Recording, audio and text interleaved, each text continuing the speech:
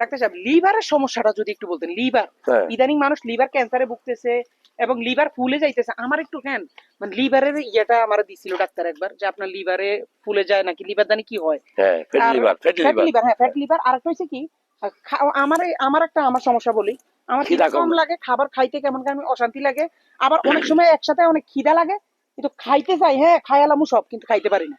এটা কেন হয়? এটা আসলে মূলত আপনার শরীরে এই যে দেখেন পেটের ডান পাশে এখানে একটা গ্ল্যান্ড আছে, গ্রন্থি, শরীরের সবচেয়ে বড় গ্রন্থি সেটা লিভার। হুম। এটার কাজ হলো এটা কেমিক্যাল কারখানা। তুমি বিড়ি, সিগারেট, ঔষধ, নেশা যে কোনো খাবারই খাও না কেন, এই পরিপাক করার দায়িত্ব এই লিভারটার। এখন তুমি যদি অতিরিক্ত অত্যাচার করো, যেমন কিছু মানুষ অ্যালকোহল খায়, মদ মদ। বিয়ার খায়, হুম।